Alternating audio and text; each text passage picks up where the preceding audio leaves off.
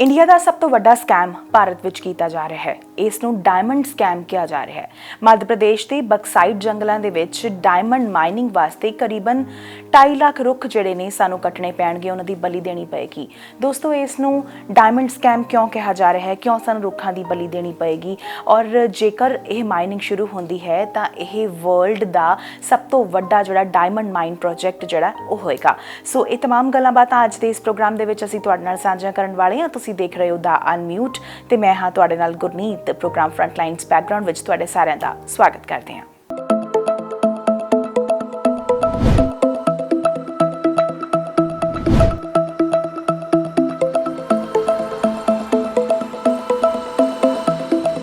मध्य प्रदेश का छतरपुरा डिस्ट्रिक्ट का एरिया जो अपने आप दे विच काफ़ी ज़्यादा मैडिकल प्लांट्स ते रेयर स्पीशीज़ का गढ़ है। दोस्तों, साडी सरकार ने इस एरिया नूं खाली करन दा निश्चय कर लिया है। इस चीज़ का निश्चय क्यों किया है तुहाडे नाल साझा करते हैं कि इत्थे डायमंड माइनिंग होने वाली है और जो ये डायमंड माइनिंग का प्रोजैक्ट है इस वास्ते करीबन जिहड़े 2.25 लाख रुख ने उन्हां दी बली दे दित्ती जाएगी। डायमंड माइनिंग वास्ते इस तरह क्यों हो रहा है, क्योंकि जदों भी ये माइनिंग हुण शुरू हो जाएगी ये इंडिया दी ही नहीं बल्कि पूरे वर्ल्ड दियां लार्जेस्ट माइनस होणगियां। तुहानूं दस दईए बक्सवाना फॉरेस्ट का जो एरिया है जिसनों इस माइनिंग प्रोजैक्ट दौरान क्लीयर किया जाएगा, ये जो एरिया है अपने आप दे विच बहुत सारे एंडेंजर्ड स्पीशीज़ का घर है जिस विच सब तो ज़्यादा टाइगर्स आउंदे ने। और तुसीं देखिया होएगा कि बहुत साल पहलां जदों टाइगर्स जिहड़े ने खत्म होने की कगार ते आ गए सी तो इंडियन गवर्नमेंट ने कुछ इस तरह के प्रोजैक्ट्स चलाए सन जिहदे जरिए टाइगर्स नूं बचाया जा सके। फिर उन्हां दियां खास करके टाइगर रिजर्व्स इंडिया दे विच थां थां खोले गए, उत्थे इन्हां दी केयर की गई तो फिर बहुत मेहनत सदका जिहड़े इन्हां दे नंबर्स हैगे हैं उन्हां नूं एनहांस किया गया सी।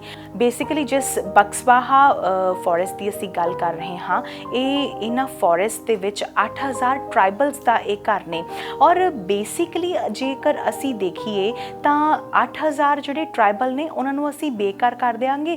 सिर्फ गवर्नमेंट कोल एक आसान जिहा आंसर है कि असी इन्हों इंपलॉयमेंट देवांगे। कि किसी ने पूछा कि इन्हों इस किस्म की इंपलॉयमेंट चाहिए है, क्योंकि दशकों तो नहीं सदियों तो बल्कि ये इस फॉरेस्ट नूं देखते आ रहे हैं, इन्हां फॉरेस्ट की रखिया करते आ रहे हैं और इन्हां उत्ते ही इन्हां दा दारमदार जो है वो बनया होया है।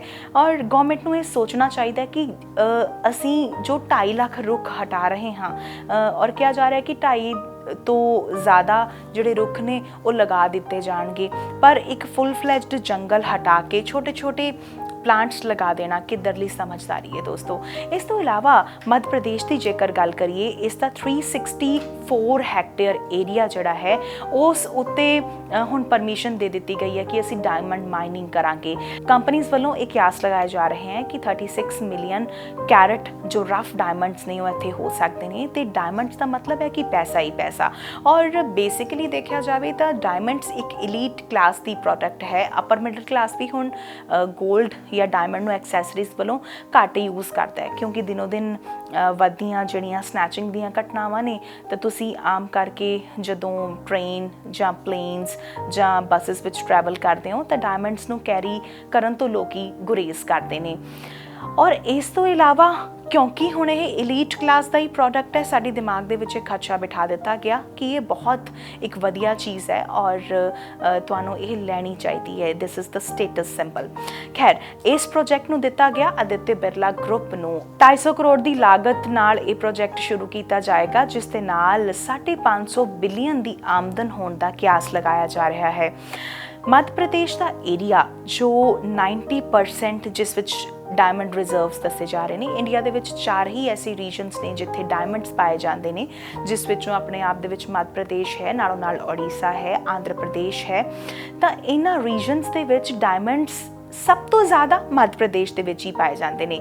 ਤੇ ਦੋਸਤੋ ਇਹਨਾਂ ਡਾਇਮੰਡਸ ਦੀ ਮਾਈਨਿੰਗ ਹੁਣ ਗਵਰਨਮੈਂਟ ਨੇ ਪੱਕੇ ਤਰੀਕੇ ਦੇ ਨਾਲ ਐਲਾਨ ਦਿੱਤਾ ਹੈ, ਪਰ ਖਦਸ਼ਾ ਇਹ ਵੀ ਜਤਾਇਆ ਜਾ ਰਿਹਾ ਹੈ ਕਿ ਮੱਧ ਪ੍ਰਦੇਸ਼ ਦਾ ਜੋ ਏਰੀਆ ਹੈ ਉਹ ਬਹੁਤ ਜ਼ਿਆਦਾ ਸੁੱਕਾ ਰੁੱਖਾ ਏਰੀਆ ਹੈ ਔਰ ਇਸ ਪਾਣੀ ਦੀ ਕਿੱਲਤ ਵਾਲੇ ਏਰੀਆ ਦੇ ਵਿੱਚ ਜਦੋਂ ਅਸੀਂ ਇਸ ਪ੍ਰੋਜੈਕਟ ਨੂੰ ਲਗਾਵਾਂਗੇ ਤਾਂ ਇਹ ਵਾਟਰ ਇੰਟੈਂਸਿਵ ਪ੍ਰੋਜੈਕਟ ਹੈ ਜਿੱਥੇ ਪਾਣੀ ਦੀ ਲਾਗਤ ਜਿਹੜੀ ਹੈ ਉਹ ਬਹੁਤ ਜ਼ਿਆਦਾ ਹੋਏਗੀ, ਤਾਂ ਨਾਰਮਲ ਲੋਕਾਂ ਨੂੰ ਪਾਣੀ ਦੀ ਕਿੱਲਤ ਦਾ ਸਾਹਮਣਾ ਜਿਹੜਾ ਹੈ ਉਹ ਕਰਨਾ ਪੈ ਸਕਦਾ ਹੈ। ਸਾਲ 2004 ਦੇ ਵਿੱਚ ਜਨਵਰੀ ਦੇ ਵਿੱਚ ਰੀਓ ਟਿੰਟੋ ਨਾਮ ਦੀ ਇੱਕ ਕੰਪਨੀ ਜੋ ਆਸਟ੍ਰੇਲੀਆ ਦੀ ਹੀ ਨਹੀਂ ਬਲਕਿ ਵਰਲਡ ਦੀ ਸਭ ਤੋਂ ਵੱਡੀ ਡਾਇਮੰਡ ਮਾਈਨਿੰਗ ਦੀ ਕੰਪਨੀ ਹੈ, ਉਹ ਇਹ ਪੁਸ਼ਟੀ ਕਰਦੀ ਹੈ ਕਿ ਬਕਸਵਾਨਾ ਦੇ ਜੰਗਲਾਂ ਦੇ ਵਿੱਚ ਪੂਰੇ ਵਰਲਡ ਦੇ ਸਭ ਤੋਂ ਜ਼ਿਆਦਾ ਵੱਡੇ ਡਾਇਮੰਡ ਰਿਜ਼ਰਵਸ ਮੌਜੂਦ ਨੇ। ਤੇ ਇਸ ਪੁਸ਼ਟੀ ਤੋਂ ਬਾਅਦ ਯਕਦਮ ਸਟੇਟ ਗਵਰਨਮੈਂਟ ਤੇ ਰੀਓ ਟਿੰਟੋ ਕੰਪਨੀ ਦੇ ਵਿਚਾਲੇ ਇੱਕ ਐਗਰੀਮੈਂਟ ਸਾਈਨ ਕੀਤਾ ਜਾਂਦਾ ਹੈ ਜਿਸ ਦੇ ਤਹਿਤ 10% ਦਾ ਪ੍ਰੋਫਿਟ ਮਾਈਨਿੰਗ ਦੌਰਾਨ ਜੋ ਹੋਏਗਾ ਸਟੇਟ ਗਵਰਨਮੈਂਟ ਨੂੰ ਭੇਜਿਆ ਜਾਵੇਗਾ ਔਰ ਰੈਸਟ 90% ਦਾ ਪ੍ਰੋਫਿਟ ਜੋ ਹੈ ਉਹ ਰੀਓ ਟਿੰਟੋ ਖੁਦ ਰੱਖੇਗੀ। ਇਸ ਪ੍ਰੋਜੈਕਟ ਦੇ ਤਹਿਤ ਉਸ ਵੇਲੇ 5 ਲੱਖ ਦਰਖਤ ਕੱਟੇ ਜਾਣੇ ਸਨ ਔਰ ਇਹ ਪ੍ਰੋਜੈਕਟ ਬਹੁਤ ਵੱਡਾ ਪ੍ਰੋਜੈਕਟ ਸੀ। ਇਸ ਦੇ ਨਾਲ ਕਾਰਬਨ ਇਮਿਸ਼ਨ ਵੀ ਕਾਫੀ ਜ਼ਿਆਦਾ ਹੋਣੀ ਸੀ ਔਰ ਇਹ ਇੱਕ ਸੁੱਕਾ ਏਰੀਆ ਹੈ ਜਿੱਥੇ ਪਾਣੀ ਦੀ ਲਾਗਤ ਬਹੁਤ ਜ਼ਿਆਦਾ ਲੱਗਣੀ ਸੀ ਤੇ ਬਾਕੀ ਲੋਕਾਂ ਨੂੰ ਪਾਣੀ ਦੀ ਕਿੱਲਤ ਦਾ ਸਾਹਮਣਾ ਕਰਨਾ ਪੈ ਸਕਦਾ ਸੀ। ਹੁਣ ਇਸ ਕਰਕੇ ਉੱਥੋਂ ਦੇ ਜੋ ਸੋਸ਼ਲ ਐਕਟਿਵਿਸਟ ਸੀ ਉਹ ਆਪਣੇ ਤਰੀਕੇ ਦੇ ਨਾਲ ਪ੍ਰੋਟੈਸਟ ਕਰਨ ਲੱਗੇ ਤੇ thanks to the social activist Shaila Masood ਕੀ ਕਰਦੇ ਨੇ, ਹੋਮ ਮਿਨਿਸਟਰੀ ਨੂੰ ਇੱਕ ਲੈਟਰ ਲਿਖਦੇ ਨੇ ਔਰ ਇੱਕ ਰਿਟਨ ਪਟੀਸ਼ਨ ਜੋ ਹੈ ਉਹ ਫਾਈਲ ਕਰ ਦਿੰਦੇ ਨੇ ਜਿਸ ਦੇ ਜਵਾਬ ਦੇ ਵਿੱਚ ਹਾਈ ਕੋਰਟ ਵੱਲੋਂ ਸਟੇਟ ਗਵਰਨਮੈਂਟ ਤੇ ਸੈਂਟਰ ਗਵਰਨਮੈਂਟ ਤੋਂ ਇੱਕ ਜਵਾਬ ਮੰਗਿਆ ਜਾਂਦਾ ਹੈ ਕਿ ਤੁਸੀਂ ਇਸ ਤਰ੍ਹਾਂ ਰਾਈਟਸ ਦੀ ਵਾਇਓਲੇਸ਼ਨ ਕਿਉਂ ਕਰ ਰਹੇ ਹੋ। ਸੋ ਫਾਈਨਲੀ ਇਸ ਪ੍ਰੋਜੈਕਟ ਨੂੰ ਬੰਦ ਕਰਨ ਦੇ ਆਰਡਰ ਜਿਹੜੇ ਨੇ ਔਰ ਦੇ ਦਿੱਤੇ ਜਾਂਦੇ ਨੇ, ਫਾਈਨਲੀ ਡਿਸੀਜਨ ਲੈ ਲਿਆ ਜਾਂਦਾ ਹੈ। ਸ਼ੈਲਾ ਮਾਸੂਦ ਜੋ ਨੇ ਉਹ ਇੱਕ ਸੋਸ਼ਲ ਐਕਟਿਵਿਸਟ ਹੋਣ ਦੇ ਨਾਲ ਉਸ ਵੇਲੇ ਦੇ ਐਂਟੀ ਕਰਪਸ਼ਨ ਮੂਵਮੈਂਟ ਦੇ ਵਿੱਚ ਅੰਨਾ ਹਜ਼ਾਰੇ ਦੇ ਨਾਲ ਵੀ ਇਹਨਾਂ ਨੇ ਕਾਫੀ ਵੱਡੇ ਲੈਵਲ 'ਤੇ ਪਾਰਟੀਸਿਪੇਟ ਕੀਤਾ ਸੀ। ਸੋ RTI ਇਸ ਮੁਤਲਕ ਪਾਈ ਗਈ ਤੇ ਉਹ ਇਸ RTI ਦਾ ਜਦੋਂ ਰਿਸਪੌਂਸ ਲੈਣ ਜਾਣ ਲੱਗੇ ਤਾਂ ਕਾਰ ਦੇ ਵਿੱਚ ਹਲੇ ਉਹ ਬੈਠੇ ਹੀ ਸੀ ਕਿ ਕੁਝ ਅਣਪਛਾਤੇ ਔਰ ਅਣਜਾਣ ਵਿਅਕਤੀਆਂ ਵੱਲੋਂ ਨਿਰਦਈ ਤਰੀਕੇ ਦੇ ਨਾਲ ਬੇਦਰਦੀ ਦੇ ਨਾਲ ਉਹਨਾਂ ਦੀ ਹੱਤਿਆ ਕਰ ਦਿੱਤੀ ਗਈ। ਫਿਰ ਇਸ ਚੀਜ਼ ਨੂੰ ਸੁਲਟਾਉਣ ਦੇ ਵਾਸਤੇ, ਇਸ ਕੇਸ ਨੂੰ ਸੌਰਟ ਆਊਟ ਕਰਨ ਦੇ ਵਾਸਤੇ ਜਦੋਂ ਇਨਵੈਸਟੀਗੇਸ਼ਨਸ ਕੀਤੀਆਂ ਗਈਆਂ ਤਾਂ ਕਿਹਾ ਗਿਆ ਕਿ ਹੋ ਸਕਦਾ ਕਿ ਰੀਓ ਟਿੰਟੋ ਕੰਪਨੀ ਵੱਲੋਂ ਇਸ ਤਰ੍ਹਾਂ ਕਰਵਾਇਆ ਜਾ ਰਿਹਾ ਹੋਵੇ। ਫਿਰ ਉਸ ਤੋਂ ਬਾਅਦ ਇਹ ਵੀ ਕਿਹਾ ਗਿਆ ਕਿ ਨਹੀਂ, ਰੀਓ ਟਿੰਟੋ ਨੇ ਐਸਾ ਕੁਝ ਨਹੀਂ ਕੀਤਾ ਜਾਂ ਉਹਨਾਂ ਦੇ ਇੱਕ ਸਪੋਕਸਪਰਸਨ ਵੱਲੋਂ ਇਹ ਸਟੇਟਮੈਂਟ ਆਈ ਕਿ ਅਸੀਂ ਬਹੁਤ ਐਥੀਕਲ ਤਰੀਕੇ ਦੇ ਨਾਲ ਚੱਲਦੇ ਹਾਂ ਤੇ ਸਾਨੂੰ ਨਹੀਂ ਪਤਾ ਸਾਡਾ ਨਾਮ ਇਸ ਕੇਸ ਦੇ ਵਿੱਚ ਕਿਉਂ ਲਿਆ ਜਾ ਰਿਹਾ, ਹਾਲਾਂਕਿ ਸਾਡੇ ਵਿੱਚੋਂ ਕੋਈ ਵੀ ਬੰਦਾ ਇਸ ਵਾਸਤੇ ਰਿਸਪੌਂਸਿਬਲ ਨਹੀਂ ਹੈ। ਫਿਰ ਕਿਹਾ ਗਿਆ ਕਿ ਹੋ ਸਕਦਾ ਕਿ ਕੋਈ ਪ੍ਰਾਪਰਟੀ ਦਾ ਡਿਸਪਿਊਟ ਹੋਵੇ ਤੇ ਉਸ ਡਿਸਪਿਊਟ ਦੇ ਚੱਲਦਿਆਂ ਸ਼ੈਲਾ ਮਾਸੂਦ ਦੀ ਹੱਤਿਆ ਕਰ ਦਿੱਤੀ ਗਈ ਹੋਵੇ। ਪਰ ਜਦੋਂ ਮੱਧ ਪ੍ਰਦੇਸ਼ ਪੁਲਿਸ ਤੋਂ ਇਹ ਕੇਸ ਸੌਰਟ ਆਊਟ ਨਾ ਹੋਇਆ ਤੇ ਦੋਸਤੋ ਇਸ ਕੇਸ ਦੀ ਇਨਵੈਸਟੀਗੇਸ਼ਨ CBI ਨੂੰ ਦੇ ਦਿੱਤੀ ਗਈ ਤੇ CBI ਨੇ ਕਿਤੇ ਨਾ ਕਿਤੇ ਇਹ ਦੱਸਿਆ ਕਿ ਇੱਕ ਲਵ ਟ੍ਰਾਇੰਗਲ ਦੇ ਤਹਿਤ ਸ਼ੈਲਾ ਮਾਸੂਦ ਦਾ ਮਰਡਰ ਕੀਤਾ ਗਿਆ ਸੀ। ਖੈਰ ਅਸੀਂ ਆਪਣੇ ਅਸਲ ਮੁੱਦੇ ਵੱਲ ਵਧਦੇ ਹਾਂ। ਜੀ ਦੋਸਤੋ, ਸਾਲ 2018 ਦੇ ਵਿੱਚ ਹੁਣ ਜਿਸ ਤਰ੍ਹਾਂ ਕਾਂਗਰਸ ਦੁਬਾਰਾ ਪਾਵਰ ਦੇ ਵਿੱਚ ਆਈ ਤੇ ਇੱਥੇ ਦੇ ਚੀਫ ਮਿਨਿਸਟਰ ਜੋ ਨੇ ਕਮਲਨਾਥ, ਉਹਨਾਂ ਦੁਆਰਾ ਇਹ ਕਿਹਾ ਗਿਆ ਕਿ ਹੁਣ ਇਸ ਪ੍ਰੋਜੈਕਟ ਨੂੰ ਦੁਬਾਰਾ ਰਿਵਾਈਵ ਕਰਨ ਦਾ ਸਮਾਂ ਆ ਗਿਆ ਹੈ। ਸੋ 964 ਹੈਕਟੇਅਰ ਤੋਂ ਇਲਾਵਾ ਹੁਣ ਇੱਥੇ 364 ਹੈਕਟੇਅਰ ਦਾ ਜੋ ਰਕਬਾ ਹੈ ਉਹ ਦੇ ਦਿੱਤਾ ਗਿਆ ਆਦਿਤਿ ਬਿਰਲਾ ਗਰੁੱਪ ਨੂੰ ਤਾਂ ਜੋ ਇੱਥੇ ਦੁਬਾਰਾ ਜੋ ਡਾਇਮੰਡ ਮਾਈਨਿੰਗ ਹੈ ਉਸ ਦਾ ਕੰਮ ਉਸ ਨੂੰ ਸਰੰਜਾਮ ਦਿੱਤਾ ਜਾ ਸਕੇ। ਦੋਸਤੋ ਹੁਣ ਇੱਥੇ ਇੱਕ ਇੰਪੋਰਟੈਂਟ ਗੱਲ ਇਹ ਸੀ ਕਿਉਂਕਿ ਜਦੋਂ ਅਸੀਂ ਇਸ ਨੂੰ ਇੱਕ ਵਾਸਟ ਵਿਜ਼ਨ ਦੇ ਵਿੱਚ ਦੇਖਦੇ ਹਾਂ ਤੇ ਸਾਨੂੰ ਨਜ਼ਰ ਆਉਂਦਾ ਹੈ ਕਿ ਜਦੋਂ ਰੀਓ ਟਿੰਟੋ ਕੰਪਨੀ ਇੱਥੇ ਮਾਈਨਿੰਗ ਕਰ ਰਹੀ ਸੀ ਤਾਂ ਉਸ ਵੇਲੇ ਕਰੀਬਨ 90 ਮਿਲੀਅਨ ਰੁਪੀਸ ਉਹਨਾਂ ਨੇ ਖਰਚ ਇੱਥੇ ਕਰ ਦਿੱਤੇ ਸੀ। ਪਰ ਉਸ ਤੋਂ ਬਾਅਦ ਇਹ ਪ੍ਰੋਜੈਕਟ ਦੇ ਵਿੱਚੋਂ ਉਹਨਾਂ ਨੂੰ ਜ਼ਬਰਨ ਜਿਹੜਾ ਹੈ ਉਹ ਐਗਜ਼ਿਟ ਕਰਵਾਇਆ ਗਿਆ ਜਾਂ ਉਹਨਾਂ ਦੁਖੀ ਹੋ ਕੇ ਕਿਹਾ ਕਿ ਹੁਣ ਅਸੀਂ ਇਹ ਪ੍ਰੋਜੈਕਟ ਜਿਹੜਾ ਉਹ ਨਹੀਂ ਕਰਾਂਗੇ ਤੇ ਉਹ ਫਾਈਨਲੀ ਇੱਥੋਂ ਐਗਜ਼ਿਟ ਕਰ ਲੈਂਦੇ ਨੇ। ਪਰ ਸਮਝਣ ਵਾਲੀ ਗੱਲ ਇਹ ਹੈ ਕਿ ਰੀਓ ਟਿੰਟੋ ਕੰਪਨੀ ਦੇ ਜਦੋਂ ਸਟੇਟ ਗਵਰਨਮੈਂਟ ਦੇ ਨਾਲ ਇੱਕ ਐਗਰੀਮੈਂਟ ਸਾਈਨ ਹੋਇਆ ਸੀ ਤੇ ਉਸ ਵੇਲੇ 10% ਦਾ ਹਿੱਸਾ ਗਵਰਨਮੈਂਟ ਨੂੰ ਦਿੱਤਾ ਜਾਣਾ ਸੀ। ਪਰ ਹੁਣ ਇੱਥੇ ਜਦੋਂ ਆਦਿਤਿ ਬਿਰਲਾ ਗਰੁੱਪ ਨੂੰ ਇਹ ਦਿੱਤਾ ਗਿਆ, ਇੱਕ ਤਾਂ ਵੱਡੀ ਗੱਲ ਇਹ ਹੈ ਕਿ 964 ਹੈਕਟੇਅਰਸ ਤੋਂ ਉਹ ਜਿਹੜਾ ਰਕਬਾ ਹੈ ਉਹ ਘੱਟ ਕੇ 364 ਹੈਕਟੇਅਰਸ ਕੀਤਾ ਗਿਆ। ਪਰ ਹੁਣ प्रॉफिट ਦੇ ਵਿੱਚੋਂ 58% ਦਾ ਜੋ ਸ਼ੇਅਰ ਹੈ ਉਹ ਲਏਗਾ ਆਦਿत्य ਬਿਰਲਾ ਗਰੁੱਪ ਔਰ 42% ਦਾ ਜੋ ਸ਼ੇਅਰ ਹੈ ਉਹ ਰਹੇਗਾ ਸਟੇਟ ਗਵਰਨਮੈਂਟ ਦੇ ਕੋਲ। ਸੋ ਇੱਥੋਂ ਇਸ ਚੀਜ਼ ਨੂੰ ਇੱਕ ਵਾਈਡ ਵਿਜ਼ਨ ਦੇ ਵਿੱਚ ਦੇਖਦੇ ਹਾਂ ਸਾਨੂੰ ਬੜੀਆਂ ਸਾਰੀਆਂ ਚੀਜ਼ਾਂ ਸਮਝ ਵੀ ਆਉਂਦੀਆਂ। ਪਰ ਦੋਸਤੋ ਇਹ ਤਾਂ ਪ੍ਰੋਬਲਮਸ ਦੀ ਗੱਲ ਹੈ, ਪਰ ਜੇਕਰ ਅਸੀਂ ਸੋਲਿਊਸ਼ਨਸ ਵੱਲ ਨੂੰ ਨਜ਼ਰ ਮਾਰੀਏ ਤਾਂ ਦੇਖਿਆ ਜਾਵੇ ਕਿ ਸਾਨੂੰ ਇਸ ਚੀਜ਼ ਦੀ ਜ਼ਰੂਰਤ ਕੀ ਹੈ। ਬੇਸਿਕਲੀ ਗਵਰਨਮੈਂਟ ਵੱਲੋਂ ਕਿਹਾ ਗਿਆ ਹੈ ਕਿ ਅਸੀਂ ਜਿੰਨੇ ਜੰਗਲਾਂ ਨੂੰ ਕਲੀਅਰ ਕਰ ਰਹੇ ਹਾਂ ਅਸੀਂ ਉਹ ਤੋਂ ਜ਼ਿਆਦਾ ਯਾਨੀ ਕਿ 2.5 ਲੱਖ ਰੁੱਖ ਕੱਟ ਰਹੇ ਹਾਂ ਤੇ ਅਸੀਂ 3-3.5 ਲੱਖ ਲਗਾਵਾਂਗੇ ਵੀ। ਪਰ ਡਾਇਮੰਡਸ ਕੀ ਜ਼ਿਆਦਾ ਇੰਪੋਰਟੈਂਟ ਨੇ ਮੈਡੀਕਲ ਪਲਾਂਟਸ ਦੇ ਨਾਲੋਂ ਜਾਂ 8000 ਟ੍ਰਾਈਬਲਸ ਦੇ ਘਰ ਦੇ ਨਾਲੋਂ? ਡਾਇਮੰਡਸ ਤਾਂ ਧਰਤੀ ਦੇ ਨੀਚੇ ਸੇਫ ਹੀ ਪਏ ਨੇ। ਗਵਰਨਮੈਂਟ ਨੂੰ ਚਾਹੀਦਾ ਹੈ ਕਿ ਇਸ ਤਰ੍ਹਾਂ ਦਾ ਇੱਕ ਫੋਰੈਸਟ ਏਰੀਆ ਰੈਡੀ ਕਰਕੇ ਡਾਇਮੰਡ ਮਾਈਨਿੰਗ ਬਾਅਦ ਵਿੱਚ ਵੀ ਕਰਵਾਈ ਜਾ ਸਕਦੀ ਹੈ। दूसरी वड्डी गल ये है कि एक न्यूयॉर्क की लैब ने यह प्रूव कर दिता है कि डायमंड्स जो ने वो असल तरीके दे वांग ही बिल्कुल जो रियल डायमंड्स ने और रेयर डायमंड्स ने उन्हां दे मुकाबलतन सेम क्वालिटी के डायमंड्स जो ने वो बनाए जा सकते हैं लैब दे विच। क्योंकि डायमंड बेसिकली एक कार्बन का एक प्रोडक्ट है और कार्बन नू एनवायरमेंट दे विचों इकट्ठियां करके बेसिकली की किया जा सकता है लैब्स ਦੇ ਵਿੱਚ ਡਾਇਮੰਡਸ ਜਨਰੇਟ ਕੀਤੇ ਜਾ ਸਕਦੇ ਹਨ ਔਰ ਇਹ ਡਾਇਮੰਡਸ ਜੋ ਸਾਨੂੰ ਮਾਈਨਿੰਗ ਦੌਰਾਨ ਕਰਕੇ ਮਿਲਦੇ ਆ ਉਹਨਾਂ ਤੋਂ ਕਾਫੀ ਜ਼ਿਆਦਾ ਸਸਤੇ ਹੋ ਸਕਦੇ ਹਨ। ਕੁਝ ਕੰਪਨੀਆਂ ਇਸ ਤਰ੍ਹਾਂ ਵੀ ਕਹਿੰਦੀਆਂ ਨੇ ਕਿ ਨਹੀਂ ਇਹ ਜੋ ਡਾਇਮੰਡਸ ਨੇ ਉਹ ਉਸ ਤਰ੍ਹਾਂ ਦੀ ਵਧੀਆ ਕੁਆਲਿਟੀ ਦੇ ਨਹੀਂ, ਪਰ ਇਹ ਸਾਰਾ ਕੁਝ ਗਲਤ ਹੈ ਉਹ ਤਾਂ ਕਿ ਇਸ ਤਰੀਕੇ ਦੇ ਨਾਲ ਨਾ ਹੋ ਸਕੇ ਕਿ ਉਹਨਾਂ ਦੀ ਆਮਦਨ ਘਟ ਜਾਵੇ। ਕਿਉਂਕਿ ਡਾਇਮੰਡਸ ਦੀ ਮਾਰਕੀਟ ਉੱਤੇ ਕੁਝ ਵੱਡੀਆਂ ਕੰਪਨੀਆਂ ਦਾ ਇੰਨਾ ਜ਼ਿਆਦਾ ਕੰਟਰੋਲ ਹੈ ਕਿ ਜਦੋਂ ਵੀ ਡਾਇਮੰਡ ਦੀ ਕੀਮਤ ਜ਼ਰਾ ਕੁ ਗਿਰਨ ਲੱਗਦੀ ਹੈ ਤਾਂ ਉਹਨਾਂ ਕੰਪਨੀਆਂ ਵੱਲੋਂ ਡਾਇਮੰਡ ਦੀ ਸਪਲਾਈ ਰੋਕ ਲਈ ਜਾਂਦੀ ਹੈ,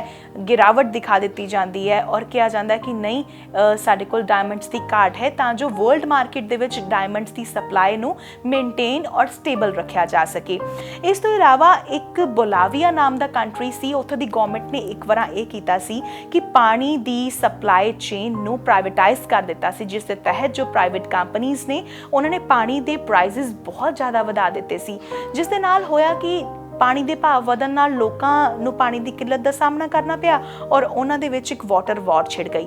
ਤਾਂ ਸਾਨੂੰ ਡਰ ਹੈ ਕਿ ਇੰਡੀਆ ਦੇ ਵਿੱਚ ਵੀ ਮੱਧ ਪ੍ਰਦੇਸ਼ ਦੇ ਵਿੱਚ ਕਿਤੇ ਇਸ ਤਰ੍ਹਾਂ ਨਾ ਹੋ ਜਾਵੇ, ਕਿਉਂਕਿ ਇਹ ਵੀ ਇੱਕ वाटर प्रॉन एरिया है, इत्थे बहुत ज़्यादा एक सुक्का इलाका है और इत्थे डायमंड माइनिंग वास्ते सानू बहुत ज़्यादा वड्डे पैमाने ते पानी जिहड़ा वो यूज़ असी करांगे तो नॉर्मल जनता नू इत्थे पानी की किल्लत आएगी।